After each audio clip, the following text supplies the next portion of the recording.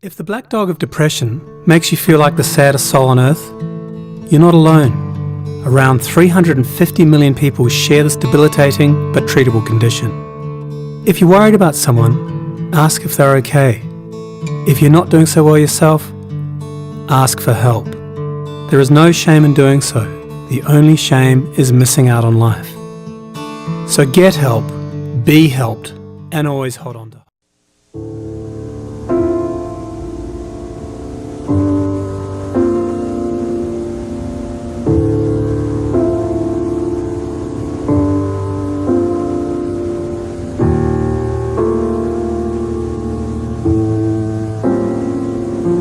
Teacher tells us all we gotta do is just say no.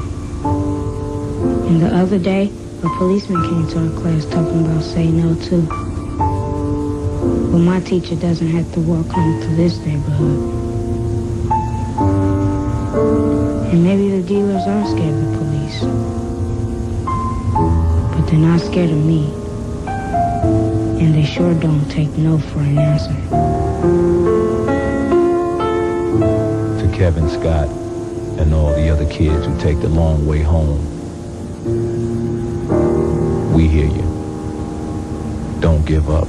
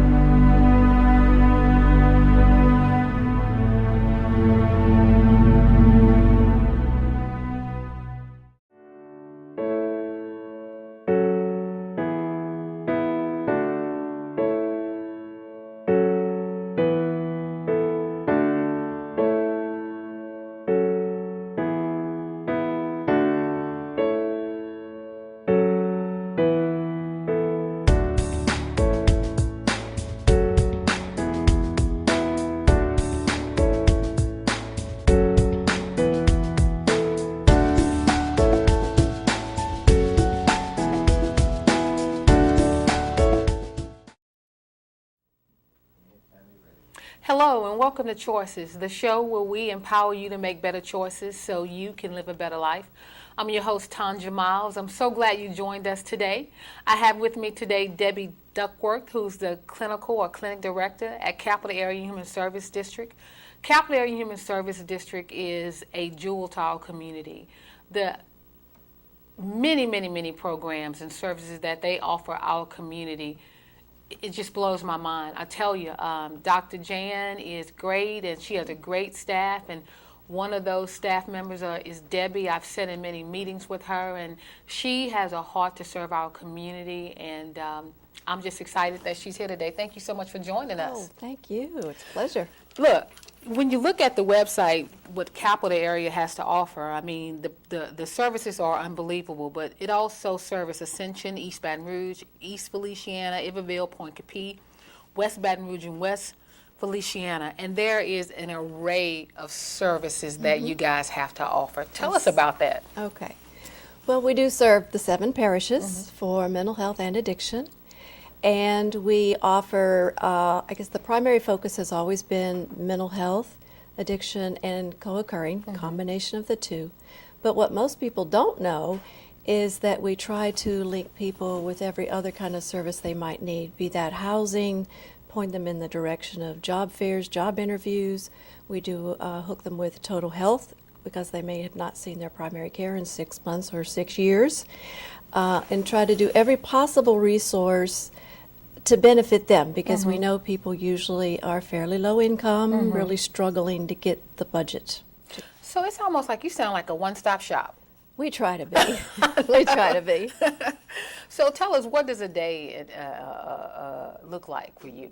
Oh, we have very active days, and we start we used to open at 8 o'clock in the morning, and then we saw that clients were showing up at 7:30, and then they were showing up at 7 o'clock, so we decided we needed to adjust. And so our doors open at 7, and people come in, and the clients ask if they could have a number.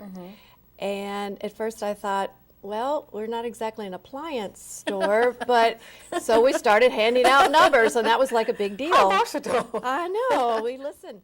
And then based on, and it's walk-in, so you don't have to have an appointment. Wow. And we have a staff person who becomes the traffic director, who decides, you know, to go to this part or this other part. And so absolutely 8 o'clock on the nose, we are screening, doing assessments, doing doctor visits, doing social work visits, doing financial assessment visits. Wow. And it just runs to 4:30, and in other 4 days of the week, we're there until 8 o'clock. Wow. So what is your background, and why this arena, why this field? I always tell people this is my second career, and I started out as a teacher. And so when I became interested in cross-cultural counseling, What do you mean by cross? well, I was working with students who were learning English so that they could go to universities or training programs, and with limited English basis, they would have social problems, and we had to figure out what the heck was going on. Right. And it just fascinated me how different cultures looked at different emotional issues. And so I started volunteering at the phone, Crisis Intervention Center, and then everybody kept saying, go back to school, go back to school, go back to school, you're good at this. And I'm going, oh, no, no, no. So fortunately, at that time, they were giving scholarships to, quote, older women wanting to go back to school. So they called me up and said, start Monday. And it was like, okay. Wow. And from that point on, I'm still teaching. It's just different. It's a Wow. different way to go about it. You know what, that's a good analogy. You know, you're still teaching, and you're teaching people how that recovery is real. Right. But the beauty of that as well is that you guys really do a holistic approach. One of the things that you talked about was just about, you know, the healthy part of just, you know, destructive behavior. What does Capital Area do when it comes to, you know, people who because of their addiction might have other different issues? How do y'all address that? Well, everyone who comes in is interviewed by a nurse who Okay. has a health screening, and they go through all the basic systems of what could possibly be wrong. And we find from that individuals, by and large, have not done anything to follow up with basic immunizations, the annual flu shot. They've not gone to primary care. The woman the other day had not had a mammogram, had not had a regular OBGYN exam in 10 years. And so we find that people just simply, they're trying to make ends meet, and they don't think about the physical ailments until they end up in the ER, which is not the place to do primary care. Right. So we interview them, we link them with a primary care.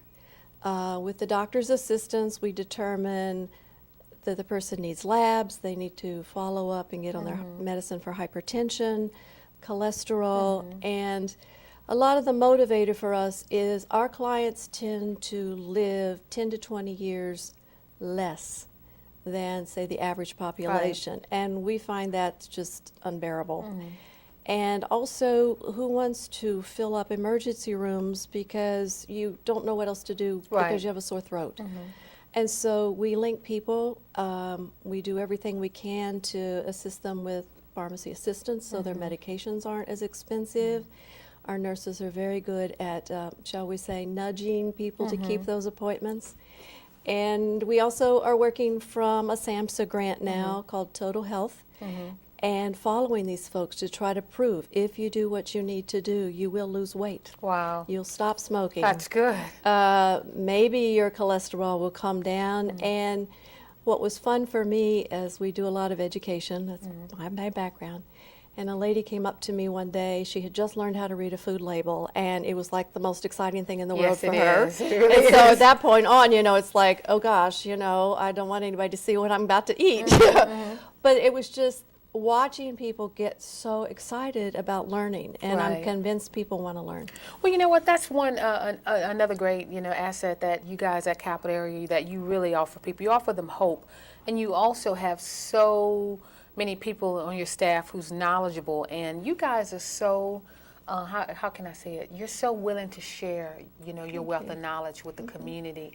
I know you guys do a lot of collaboration with a lot of other organizations. How does that work? We do. We like to pull in as many community partners as we can, because no one agency can possibly Right. do everything that's needed. That's good of y'all to say that. As much as no one would ever have the budget to do that. So, Dr. Kosakowski's been a major person to pull together Right. other people and get law enforcement, the hospitals in the area, the major clinics in the area, every Legislators, organization, yes. people who are working on housing or working on how to get better food to people, and just working together of, well, what are you doing? What can we do? How do we do this together? How do we share resources? And we actually have one person who's dedicated to really scoping those out. And she literally goes to every place and checks it out personally and times. How long does it take to get there on the bus? And if nobody's tried getting anywhere in Baton Rouge on the bus, there's the challenge of the week. Yes. And how long does it take the client to get there? How many bus passes might it take? And really checking out to see if that resource is really, truly there. Right. Pulling in faith-based organizations, because years ago, psychiatry and faith-based organizations, keep them far apart, and now we're going, oh, good gracious, we have to work all of this That's together, good. mind, body, spirit. Yeah. Well, one of the things that I know that a lot of people thought that Capital Area was maybe not in the same place, or Capital Area had closed down for business due to budget cuts. But we know that Capital Area is alive and well. And a lot of times people think, well, that's a state agency, but maybe I don't qualify to go. Now, you guys, the cool thing about it is that I always said addiction does not discriminate. You can be from the curbside to the country club. And the neat thing about Capital Area, the building, you got to stop by and see it. Very nice, very well done. Staff is amazing. But you're able to treat any and everyone. If a person does not have a job, there's a sliding scale fee that you guys have. Tell us about that, and also about insurance. You guys do accept insurance as well. Right. We are mandated to see individuals who have absolutely no income or very, very low income. And so everybody that comes in, we ask them to bring a variety of documents so that we can back it up, that this person doesn't have sufficient income to pay anything for medications or for treatment. We use a sliding fee scale, so maybe you pay $5 to see your psychiatrist. We have Medicaid that provides some coverage, and we have folks in our clinic who take Medicaid applications and instruct people on all possible areas they can get help. And we're also expanding to include individuals with third-party coverage, because that will help us. Not only will we be able to treat a wide array of people, but we've seen a trend where people are working. They may be working 2 and 3 jobs. The jobs don't pay that much. Their company may have offered them insurance, but most people don't necessarily think to ask, well, what does that 1-800 number on the back of the card mean? That's right. And they find out, oh, but I don't have mental health and substance abuse coverage. That's true. Or the deductible is $8,000, so there's no way. So we're trying to encourage a whole array of people so that we can stay on our feet financially. And we're convinced that nobody really wants to just throw open the doors and go, oh, we're just really wanting to treat people with no money whatsoever. I mean, we are always looking for funding to help people that want to get well and just simply have no resources. And I've got a great staff that just stays incredibly well informed on, you qualify for this or that or the other, or let's apply for something else, and it's doing everything possible so people manage to get the care and get medications, and so that money does not become an excuse to not get help. Well, I know there's something super exciting. I mean, there's a lot of, like I said, going to your staff, great staff who I believe are called and credentialed to help people in our community. But there's an accreditation that you guys just received not too long ago. yes. Tell us about that. That's huge. It was huge. And it just so happens to be sitting right here behind us. We received, it's an international accreditation. CARF is the organization. It's for 3 years. And most organizations are just crossing their fingers to get 1 year or to get a provisional. And we got the full 3 years. Congratulations. Yes, thank you very much. Everybody worked very, very hard. And it means looking at every policy, everything about the facility, everything about the care of the individuals, from you know, how clean is the bathroom Right. to what is your policy on admissions. And the team came in and we tromped around to all 7 parishes, looked at every facility, looked at every piece of paper, and just got wonderful feedback from the surveyors from all over the United States. And we're so proud of ourselves, we're not really sure how to handle it yet. But it is a big deal because Right. it says this is an international recognition that this is a quality organization. Right. That it's everything they're doing, we can go pick up the policy or the document that backs up what they say they're doing.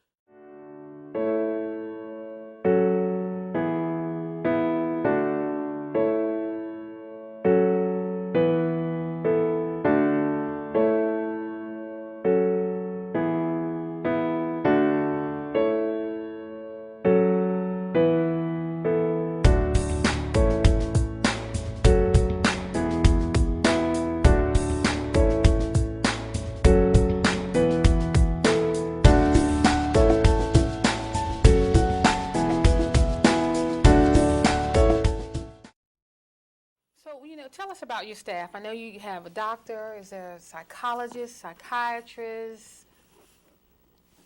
I mean, there's so many alphabets behind some of y'all name. I'm just like, okay. I know, it gets a little funny. Always looking for more alphabet.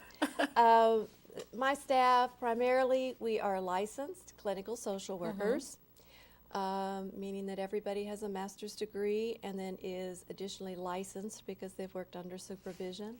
They all have a lot of years of experience, come from a variety of backgrounds. And I think what I'm very proud of is they do come from a variety of backgrounds. Most of them, you know, have been in all sorts of private sector, and they wanted to come here because they really truly believe in what we're doing. We have licensed addiction counselors. We have some people who are both. We have psychiatrists, nurse practitioners that, you know, are just dedicated, see an incredible number of people per day. From time to time, we have registered nurses who are very conscientious Yes. about getting people the care they need and hanging in there to get it. We don't do a lot of psychological testing, but we do some when necessary. We also have a team, a crisis team. Yeah, I don't mean to interrupt you, but Yeah. I was looking at that. Tell us about that crisis Right. team. That is, it says on your website, it's a variety of services that are available depending on the level of emotional crisis. 24 hours, 7 days a week? Yes. How Yes. do y'all do that? Well, we sometimes we hate to answer questions because it's like we don't want to know. But you know what we I think do. about when what happened in Connecticut and Yes. how a team like this would have been on point, you know, for our community. Yeah. That's so reassuring to know that if we had anything like that, God forbid if we did, Right. that capital area stands ready. We have a team, licensed clinical social workers, nurses, and they work in coordination with our clinic doctors. And they do crisis as well as ongoing if somebody's in really shaky conditions. So we might have an individual who's possibly been out of the hospital a very short period of time, and we determine this person can't just come in once a week to the clinic. That Right. we're not sure they understand the medicines. We're real worried about their support system may be inadequate. And so the team will go to the home apartment, see them every day, every other day, whatever is necessary. We'll find out that we got a call this week, someone telling us about an individual who was not a client, who had made some statements that were pretty scary, suicidal type statements. There was no resource, family resource to get that person to a hospital. We asked the team to go check on the individual. They did, brought the individual into the clinic. And so the crisis team has a very tight plan for each person they see, how much they'll need to be followed up. And our goal is to keep people out of the hospital. And we know hospital resources have shrunk considerably. But we also know that going to the hospital can be very disruptive. And so we will have the team go, and it might be a visit one particular day that's 15 minutes, just a how you doing, you okay, Right. problem with your meds, or it may turn into 3 hours. It's whatever has to happen that day. Wow, that's amazing. And we have some really very nice, gratifying success stories of keeping people out of the hospital. Well, you know, again, as I was looking at the website, and it's just amazing, just the array of services that you guys offer when it comes to child and adolescent behavior health, developmental disabilities division, their support and other services. And as I looked at this, I saw, let's see, we talked about the school base, and we talked about the CART team, and we talked about the substance abuse and prevention, and infant, child, and family center too as well. There's so much on this campus, but the beauty about it is if you don't live in East Baton Rouge Parish, there are also other areas that you can go to as well. Yes, we have a team, and it takes exceptional people to do this. They pile in the van every day. That's sort of the test of can you ride in the same van with the same people every day of the week. And we have a licensed clinical social worker, registered nurse, a support person, and our driver, who does everything and keeping the van running, and physician. And we have different psychiatrists, but some contract because they live right down the road from that clinic near St. Francisville or Iberville. But they go to these different locations because it's convenient for the individual. Right. There's no way they could get to Baton Rouge.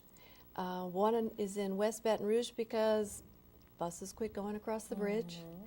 And so for these individuals, the team goes there. They take packaged medications from the pharmacy that was ordered before, carry the medication there, and deliver it over to the individual. And so they're getting the full array of services, maybe just a mile or two from their house, rather than driving 45 minutes to try to get to this campus or the Margaret Dumas campus. And it's just a phenomenal group, and they're out there. Even when we were closed one day for Hurricane Gustav, the team was on the road going, it's getting kind of scary out here. So it's just a great group of people that are obviously very, very dedicated because they're in that van every day. You know, as we, get ready, to close, I am just amazed at the many array of services that you guys provide.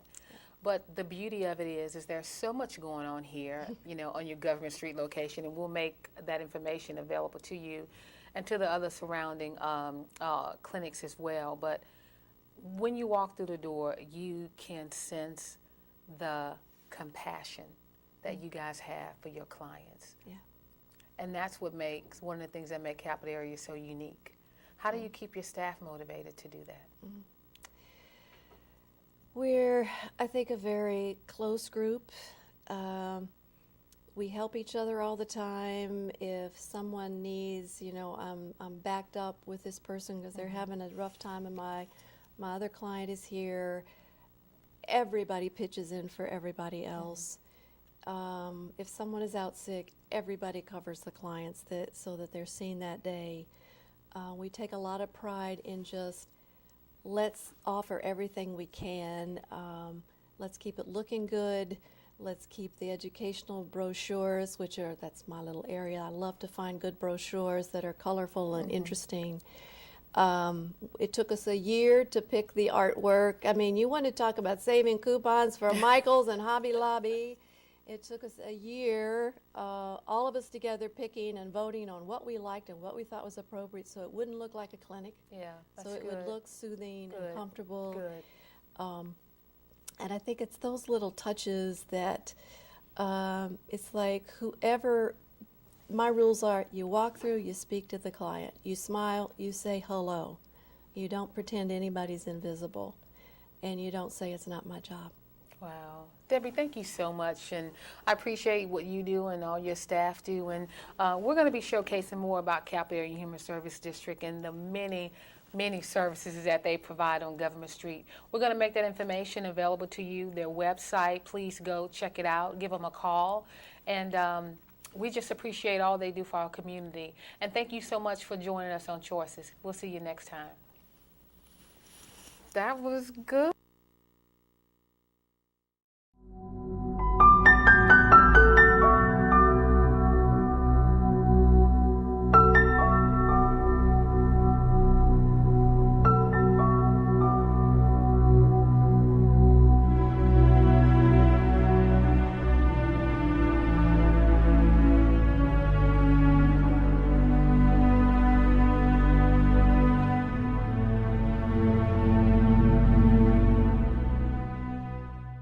If the black dog of depression makes you feel like the saddest soul on earth, you're not alone. Around 350 million people share this debilitating but treatable condition. If you're worried about someone, ask if they're okay. If you're not doing so well yourself, ask for help. There is no shame in doing so. The only shame is missing out on life. So get help, be helped, and always hold on to hope.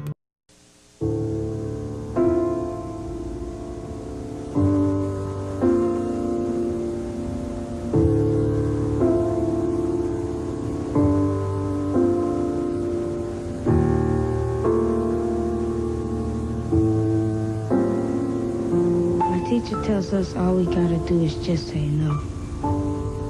And the other day, a policeman came to our class talking about say no too.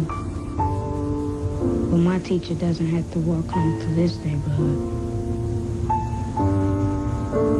And maybe the dealers are scared of the police. But they're not scared of me. And they sure don't take no for an answer. Kevin, Scott, and all the other kids who take the long way home, we hear you. Don't give up.